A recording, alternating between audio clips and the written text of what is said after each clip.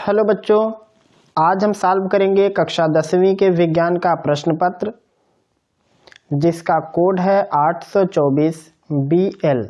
ये वर्ष 2022 का तीसरा सेट है और इस सेट में हम भौतिक विज्ञान के खंड को सॉल्व करने वाले हैं। तो बने रहिए वीडियो में शुरुआत से लेकर के अंत तक, ताकि आपको हर एक बात बेहतर तरीके से समझ में आ सके। प्रश्न है, अवतल दर्पण के फोकस पर रखी वस्तु का प्रतिबिंब बनता है। 4 ऑप्शन है।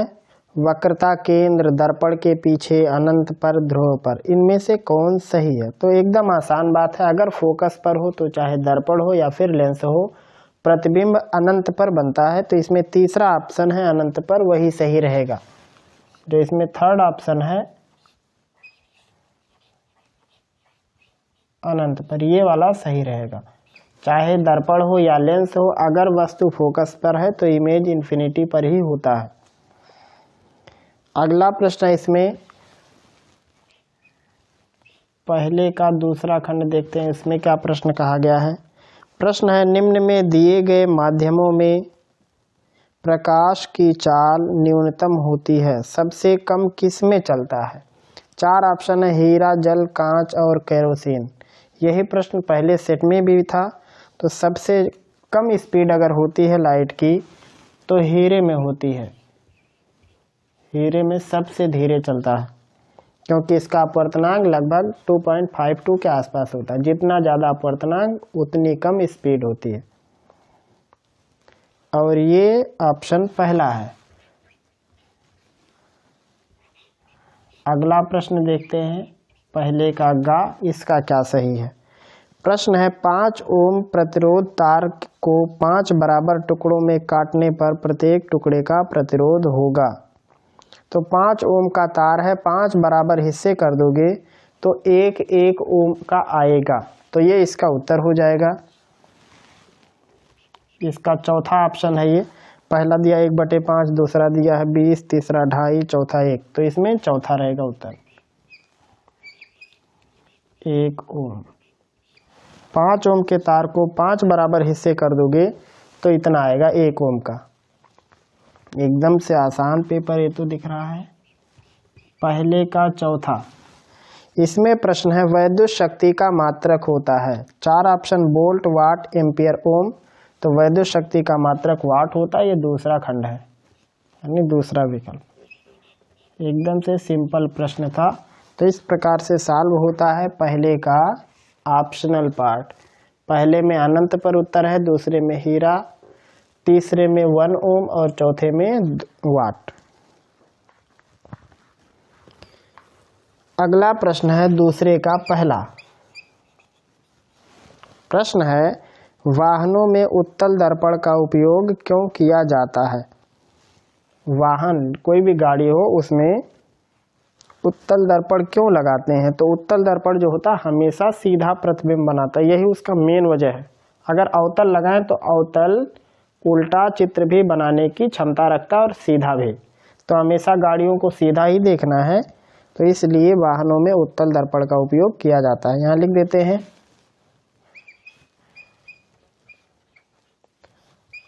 उत्तल दर्पण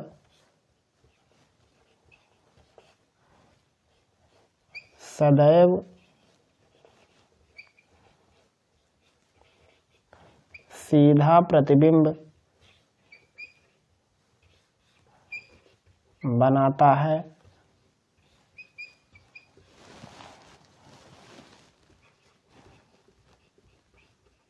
इसलिए वाहनों में पीछे की वस्तुओं को देखने के लिए, पीछे की वस्तुओं को देखने के लिए उत्तल दर्पण का प्रयोग किया जाता है। उत्तल दर्पण का प्रयोग किया जाता है, ये हुआ इसका उत्तर। अगला प्रश्न दूसरे का दूसरा खंड। अभी एक साथ सारा सवाल छाप लेना जो कि लगाया गया है। प्रश्न है, एक अवतल लेंस की फोकस दूरी 30 सेंटीमीटर है। लेंस अवतल है तो फोकस दूरी माइनस में लिखेंगे, माइनस में 30 सेंटीमीटर। ये वस्तु को लेंस से कितनी दूरी पर रखें जिससे वस्तु का प्रतिबिंब लेंस से 20 सेंटीमीटर की दूरी पर बने। तो अब यहाँ पे नहीं लिखा वास्तविक बनेगा कि आभासी। तो जो अवतल लेंस होता है ये हमेशा आभासी प्रतिबिंब बनाता है। अवतल लेंस हमेशा आभासी प्रतिबिंब बनाता है। जैसे उत्तल दर्पण हमेशा आभासी बनाता है, वही काम अवतल लेंस का है। तो यहाँ पे अगर प्रतिबिंब आभासी हो लेंस में तो v की वैल्यू माइनस चिन्ह के साथ लिखी जाती है। यही बात हमने आपको दूसरे सेट में भी बताया था।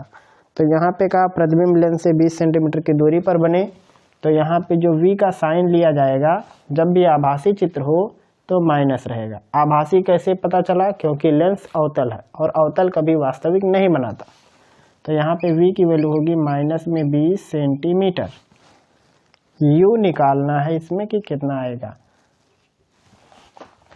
माइनस में ही आएगा। तो यहाँ पे लिखेंगे लेंस सूत्र,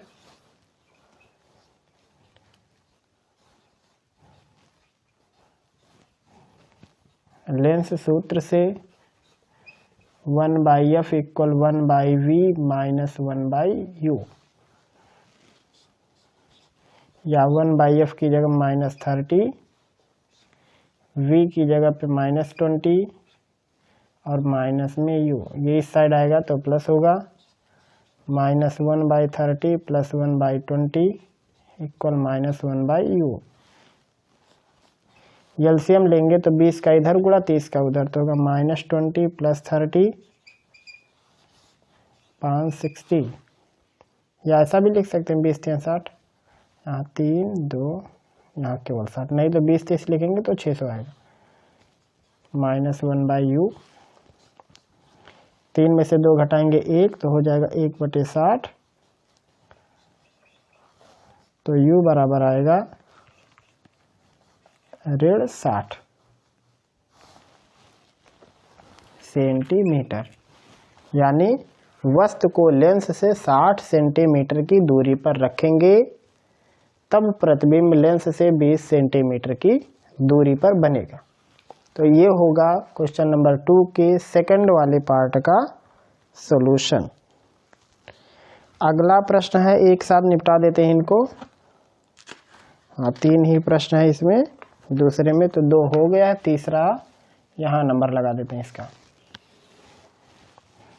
दूसरे का तीसरा प्रश्न है, निकट दृष्टि दोष क्या है, इसका निवारण कैसे होता है। तो निकट दृष्टि दोष का मतलब होता है यदि कोई वस्तु नेत्र और स्पष्ट दृष्टि की न्यूनतम दूरी जो होती है उसके बीच में अगर पड़ी है और केवल वही दिखती है तब निकट दृष्टि दोष होता है। इसको शब्दों में कई तरीके से लिख सकते हैं।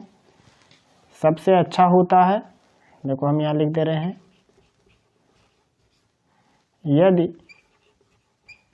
नेत्र द्वारा केवल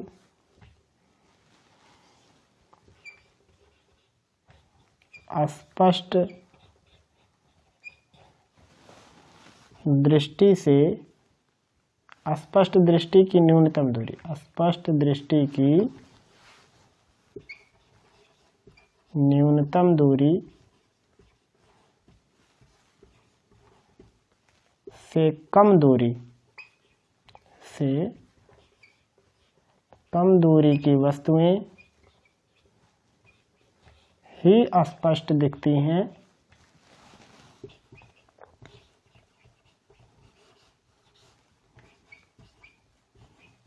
तो नेत्र में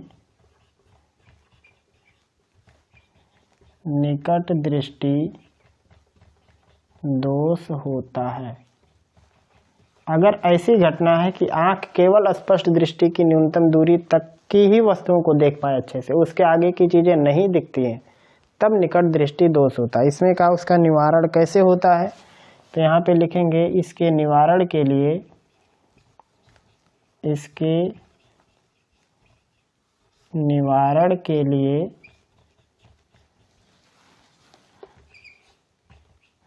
उपयुक्त फोकस दूरी या क्षमता भी आप लिख सकते हो, उपयुक्त क्षमता का अवतल लेंस प्रयुक्त किया जाता है। अब हम यहाँ आपको कारण भी बताते हैं कि क्या कारण है कि अवतल लेंस ही लगाते हैं। सबसे पहले बीमारी को देखो, ये क्या होता है, आँख से जो वस्तुएं निकट होती हैं केवल वही रेटिना पर इमेज बनता होने का। जैसे मान लो ये नेत्र से यह स्पष्ट दृष्टि की न्यूनतम दूरी d, जो इसके नज़दीक होती है इनका केवल उन्हीं का इमेज आँखों पर बनता है। आँखों पर कहने का मतलब रेटिना पर, लेकिन जो दूर होती हैं उसका चित्र भी यहाँ बना देते हैं।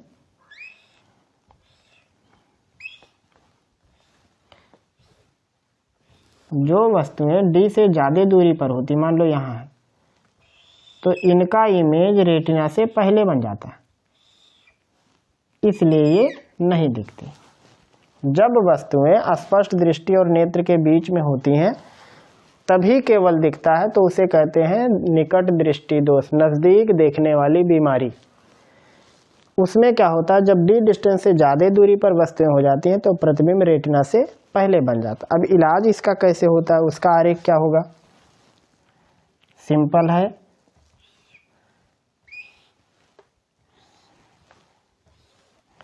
इसके लिए रास्ते में क्या जो चश्मा लगाते हैं उसमें अवतल लेंस लगा दिया जाता है बस। तो इसका काम क्या होता है, अगर मान लो ये d डिस्टेंस और d से पहले की वस्तुएं हैं, जब ये लेंस नहीं होता है तो रेटिना से पहले मुड़ जाती है। तो ये लेंस कैसे काम करता है, देखो मान लो यहाँ से चलने वाली लाइट इस पे पड़ी, तो अवतल लेंस का काम होता है किरणों को फैला देना, तो किरणें थोड़ा ऐसे फैल जाती हैं। अब लगता है कि कहीं पीछे से आ रही हैं, मतलब इसका एक इमेज यहाँ बन गया। बस यही करना है इस लेंस को। अब आँख की इतनी क्षमता तो पहले से है कि अगर d के बीच में वस्तु आ गया तो हम उसे देख लेंगे। तो बस यही काम किया, अवतल लेंस ने इस वस्तु का एक प्रतिबिंब बनाया। अब इस प्रतिबिंब को आँख देखता है और फिर अब इसका इमेज बना देता है। बस ये है मेन कॉन्सेप्ट। अवतल लेंस दूर की वस्तु का प्रतिबिंब स्पष्ट दृष्टि और आँख के बीच में लाके छोड़ देता है और फिर नेत्र द्वारा उसका प्रतिबिंब बन जाता है। तो इस प्रकार से सॉल्व होता है क्वेश्चन नंबर 1 का 4 पार्ट और क्वेश्चन नंबर 2 का 3 पार्ट। आप इसे लगा सकते हैं, कोई भी कन्फ्यूजन रहे तो ज़रूर बताइएगा। तब तक छापो। अगला प्रश्न है तीसरे का पहला प्रश्न है, एक अवतल दर्पण से वस्तु का प्रतिबिंब वास्तविक और बड़ा बनाने के लिए वस्तु की स्थिति किरण आरेख में दिखाओ। तो सबसे पहले बनाएंगे अवतल दर्पण, इस पे डेंटिंग पेंटिंग और ये हुआ क्लास, ये मुख्य अक्ष और ये P फोकस और ये वक्रता केंद्र C। अब कहाँ वस्तु को रखना है और ये इन्फिनिटी मान, वस्तु को कहाँ रखें तो कैसे पता करोगे, देखो जो आवर्धन का फार्मूला होता है दर्पणों के लिए वो होता माइनस में v/u।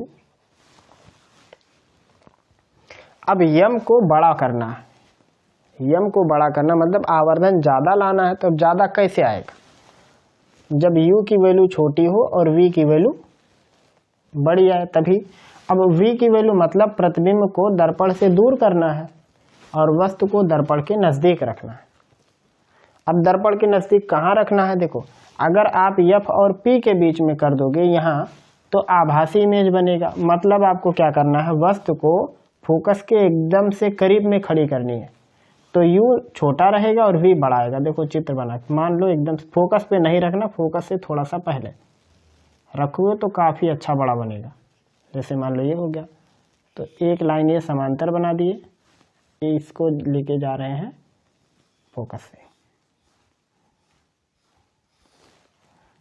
ये हो गया। दूसरी लाइन चाहे तो इस पे बना दो और इसको ऐसे वापस मोड़ दो, या फिर आप चाहे तो वक्रता केंद्र से मिला के लाइन बना सकते हो। चलो हम यहाँ बना देते हैं। एक लाइन आया ध्रुव पर और जितने कोण पर आया उतने कोण पे परावर्तित भी हो गया। तो कहीं चित्र बनेगा, ये इन्फिनिटी और वक्रता केंद्र के बीच में आएगा। जिस एंगल पे आता उस एंगल पर चला जाता, ये पोल की खासियत होती है। आपको और अच्छे से सीखना है कि दर्पण और लेंस के प्रतिबिंब कैसे बनते हैं, तो एक बार प्लेलिस्ट में हमारा लाइट वाला चैप्टर जरूर देखें। तो यहाँ पे केवल इतना ही कहा था कि एक अवतल दर्पण से वस्तु का प्रतिबिंब वास्तविक और बड़ा बनाने के लिए वस्तु की स्थिति किरण आरेख में दिखाओ। तो यहाँ पे लिखेंगे वस्तु कहाँ होना चाहिए, वस्तु C और F के बीच होने पर प्रतिबिंब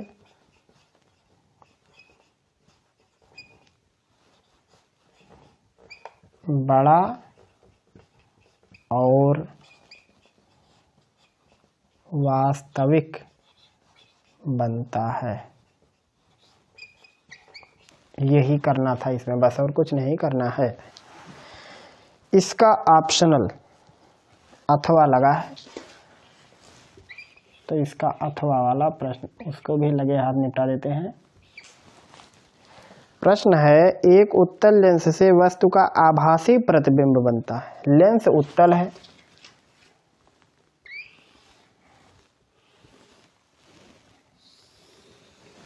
इससे आभासी प्रतिबिंब बनना। यह है optical centre, focus F, 2F, ये F और ये 2F मान लेते हैं। चाहे तो आप इसको F' to F' से भी दिखा सकते हैं। यह है उत्तल लेंस।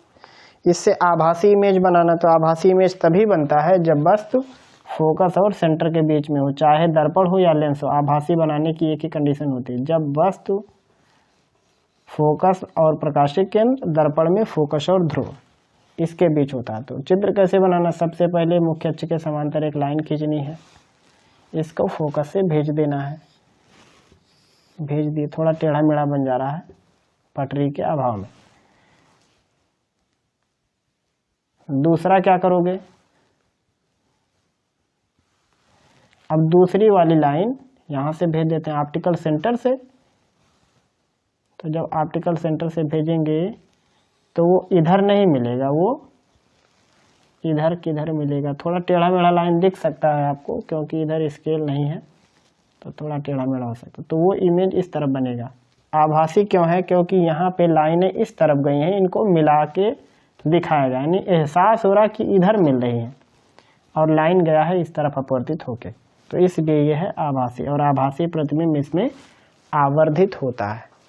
यही काम इसमें करना था कि उत्तल लेंस से वस्तु का आभासी प्रतिबिंब बनता है, किरण आरेख से समझाइए। तो आप इसमें लिख सकते हो, जब वस्तु उत्तल लेंस के प्रकाशिक केंद्र और फोकस के बीच में स्थित होता है तब प्रतिबिंब उसी तरफ आवर्धित और सीधा बनता है। ये सीधा प्रतिबिंब है ये, और आवर्धित भी है। तो बस इतना काम करना था इसमें। और प्रश्न है तीसरे का दूसरा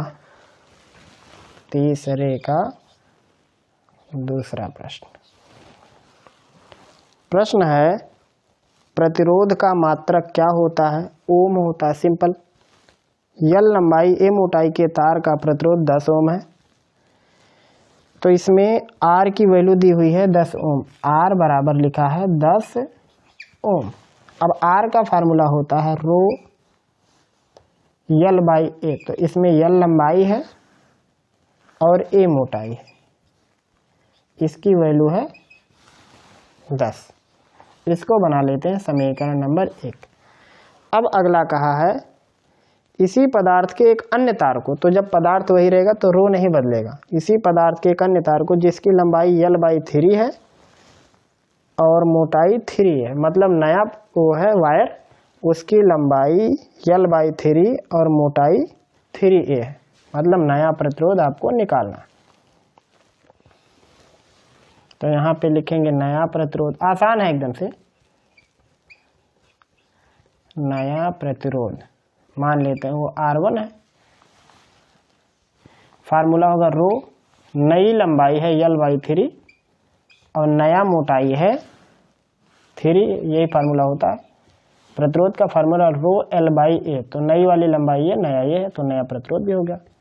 यहाँ 3 को 3 नीचे ले आएंगे तो 9 हो जाएगा, तो ये होगा RL/9A।